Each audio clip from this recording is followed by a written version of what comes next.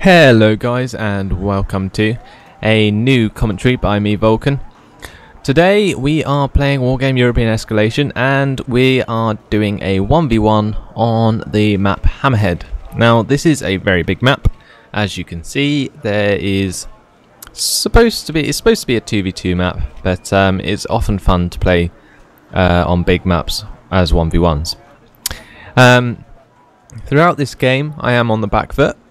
I nearly lose, but you'll see what happens when the game gets started. Now, I have to commend my opponent on this because he is very good throughout this game, but unfortunately a cheap shot manages to change all of that, and I win. So, let's get started. I'll just speed up the deployment and then go through what my strategy was for the beginning of this game.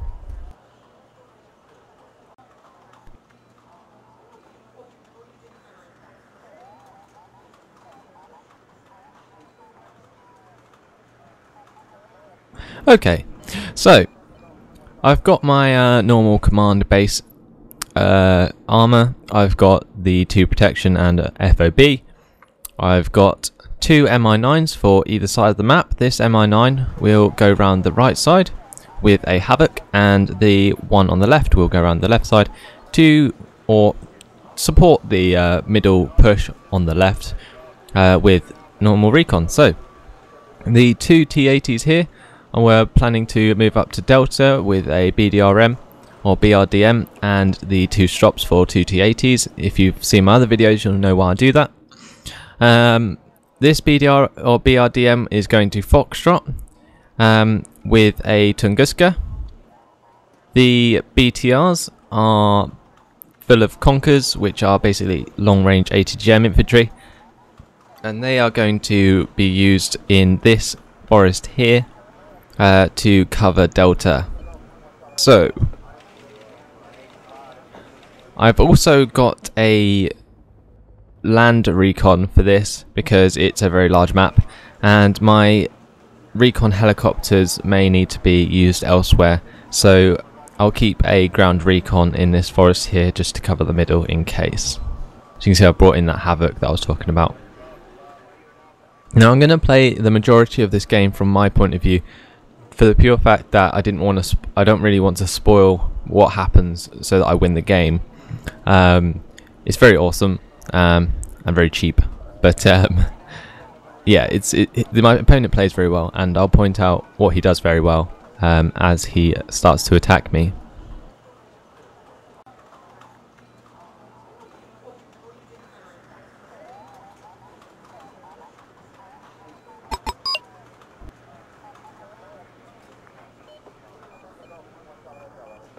Now I can see at this point that he's taken Bravo.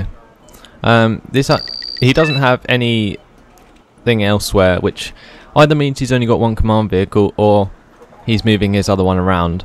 But I presume that his 1 command vehicle, if he only does have 1, would be well protected.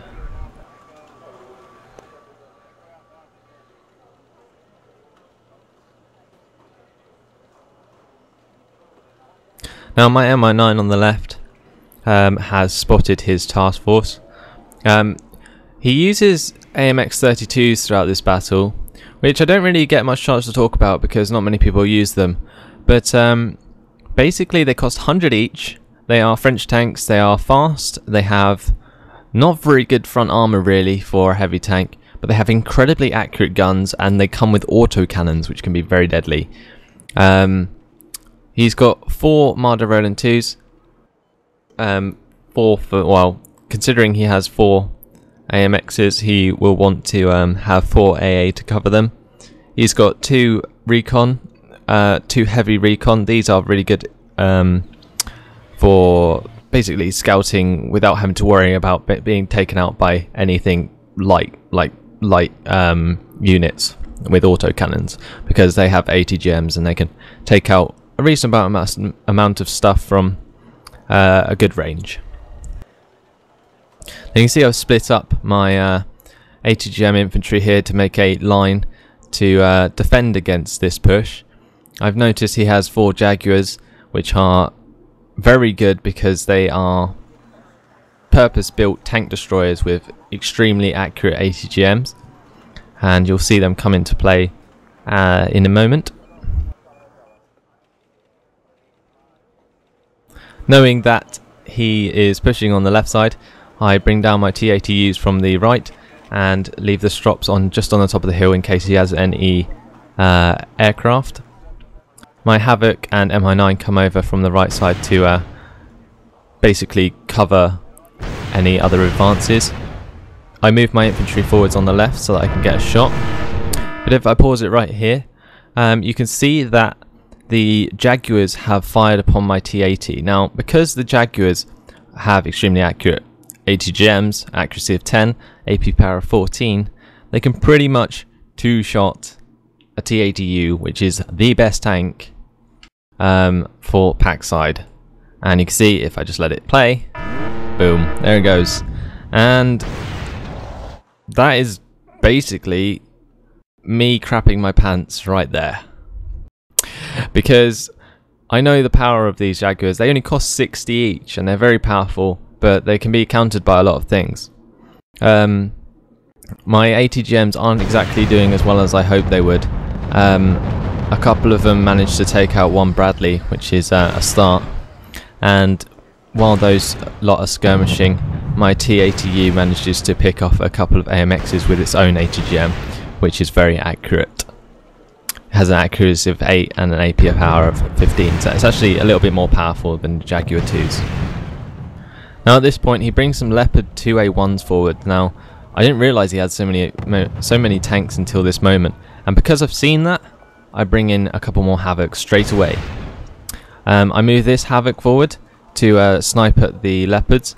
Unfortunately the first missile misses and he manages to pull forwards the Marder Rolands to take out that no problem, which is again a big worry because I've just brought in 2 Havocs and 4 Marder Roland 2s is, I don't know, wasn't thinking too much because I thought I would be able to sort of outmaneuver him with Havocs and take out his heavy armor with them. But you'll find out later that I actually don't, because what this guy is doing is very clever. He's got the 4 main sets. He's got Recon, Heavy Armor, he's got Tank Destroyers, and AA. Now, they all basically counter each other so that it becomes one big invulnerable ball of awesomeness, basically. Which I know sounds like really weird, and is very weird, but yeah, because basically I move forward choppers, he moves forward AA. I move forward heavy tanks, he moves forward his tank destroyers. I move forward infantry, he moves forward heavy tanks, and you can see where it kind of goes a bit wrong. Now again, his Jaguars managed to snipe another T-80 and it was completely outnumbered, couldn't get away in time. I take out that lonely Recon on the side and just about managed to get my BRDM away before the rest of the stuff's destroyed. So you can see that I've already pulled back my strops. I know there's not much chance of me getting much done. I'm keeping my MO9s at max range just so I can keep an eye on what he's doing throughout the entire thing. I decide that this BRDM would be better off down in Gulf, just so it doesn't go to waste, and eventually I send a strop down to go and cover that. I've got these 2 Havocs here waiting to do stuff. Now at this point you're probably wondering what the hell I can do. I've lost my infantry, I've lost my tanks, I've used basically all of my points because I've got 3 command vehicles, so that's 680 points straight off the bat that I've used up. I've got these 2 Havocs which are pretty much useless as long as these Marder Rolands are rolling around. So what do? I send in bait helicopters. Now I did this in one of my other videos, and it's a very good tactic if it works.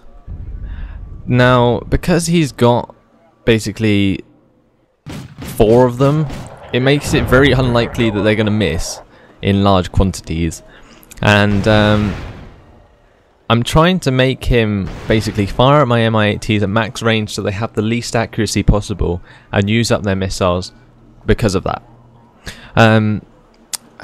that is so I can attack them with the Havocs and take them out, basically, before they get resupplied. So while the Motorolas are firing at my recon helicopter, I managed to snipe that with me being a bit sleepy. I send in the MIT, but one rocket shoots that down. So again, I didn't really waste anything. I'm not really sure how much at this point he has left, like rockets wise, in his Marders. I'm really cautious with these Havocs. I'm trying to keep them away from these Marders. I can see that, well, I didn't really check, but I can see that he had 17 out of 40 if I check now. But in the actual game I didn't check, and that's very careless of me. I should have, and you can see I've got this recon here. But so basically what I do is I take a chance and I get my Havocs into range to take shots at these Marderolans. But unfortunately he pulls them out of line of sight before my Havocs hit anything, which could have been potentially disastrous for him, because my Havocs may have hit 2 direct hits, which would take them down to 2 Marderolans.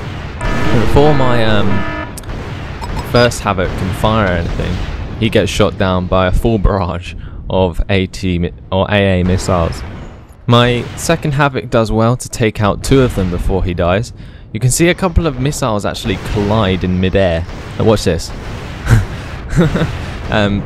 Because of I don't know, it can happen in this engine, which is pretty cool. But yeah, unfortunately I only managed to take out 2 before my second Havoc crashes. Now I am incredibly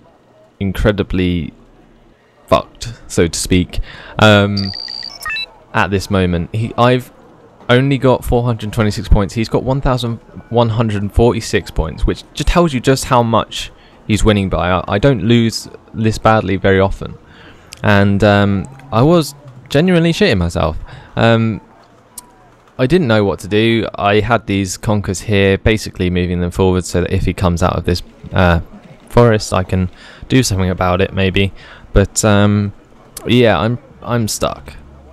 But if you look at this moment, as in right out, you can see he has no points.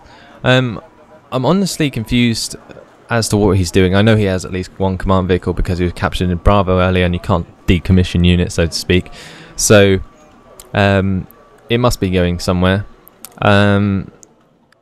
which does imply something. But in the meantime, I am bringing in 2 Topaz APCs. These are the recoilless rifle APCs with infantry in them. These BTRs basically go in to check, but one of them gets shot, and he brings the Leopards forward to take care of these 2 here, just so I don't have any idea what's in that bush. While I'm not looking as well, while my recon's busy elsewhere, he manages to sneak a couple of Jupiters into this bush to basically reload his Rolands. And as soon as I realise that he's done that, you'll see what I do after.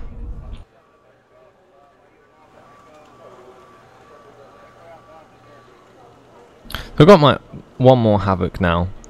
I brought in my last Havoc.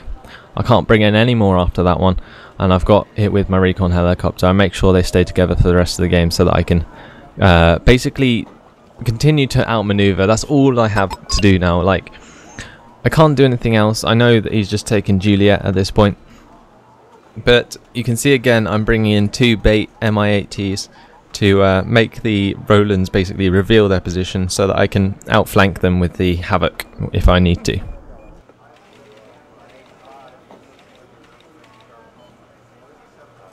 So you can see I'm swinging my Havoc round from the right to the left side, just so that I get better positioning, firing into this forest if needs be. These 2 Topazes are basically distraction, and you can see that my BRDM has successfully got itself to Gulf, and the Strop is coming to support that from any sneaky air units that he may fire at me. Unfortunately, one of the Mi-8Ts manages to get shot down by a single missile again, and I noticed that he has brought in an Apache from Juliet to help his advance. This MI8T actually does reasonably well though to help me. The good thing about sending in cheap choppers over forests is that they do something that recon helicopters and recon ground units can't do. If you fly a cheap helicopter straight over forest, basically all of their units will be revealed, but your helicopter is likely to be shot down, which gives you invaluable intel. But the good thing about this one was I knew that he had no AA in Juliet, and that was because my Mi-8T took this kind of path that went through the middle, and if he had actually had AA in Juliet, he probably would have shot me with it, which kind of gives it away. Just to check, I send in a VPZU unit in an Mi-8T, and because I've been baiting him with Mi-8Ts with nothing in them for the entire game, I assume that he won't attack it. But unfortunately for me, he brings the Apache round, and that unfortunately goes a bit wrong. I spot that he's brought the supply trucks in now. I didn't know about the ones that are already in there, if I just show you. I didn't know about these ones that are already there, already used up all their resupply. But I see these ones, so I definitely know now that there's no point in me trying to go up against his Marder Rolands in there with helicopters. But anyway, while that's going on, my Mi-8T flies straight over his command vehicle. Now, knowing that it's there, I try and get my VPZU unit out as quickly as possible, but his Apache manages just to stun it as it's about to land, and instead of landing properly, it crash lands, and my VPZU are stunned and then eventually rout. But what they do is spot the M151A1 command, and knowing that it's there and that my Havoc is sitting right here, I can see victory. I can see it. I know it's in the palm of my hand. If I fail to kill that command vehicle, I am dead. He is on 1,266 points at this moment. He only needs 250 more to win, and he's just about to start to push into my last few units. Now, sneakily, I managed to get this Havoc round to the left side. And while my Conkers are doing their best to hold this pushback, my Havoc manages to get off the cheapest shot in Wargame history to win the game. Watch this. Boom! All of his units are dead. And that's basically it. Crazy shit right there. Because he only had one command vehicle, he lost all his units when I destroyed it, because he can't bring in any more command vehicles, which technically means he wouldn't be able to win even though he could. I know it's a bit of a weird situation, but that's how you win. So he didn't know that at the time, and he was very angry at the end of the game about that, which I can understand completely, and he should probably learn from something from that, as should you. So if you've been watching this and you've always had command vehicles in places without any AA or any protection whatsoever, then you're doing something wrong, and that would happen to you if you only brought in one command vehicle. So anyway guys, I know that was the cheapest shot ever, but I hope you enjoyed it guys, and I hope you learned something from this game. His tactics were especially good, so you could use them yourself. Basically have units which complement each other, is basically the idea. But yeah, hope you enjoyed it guys, and I'll see you in the next video. Goodbye.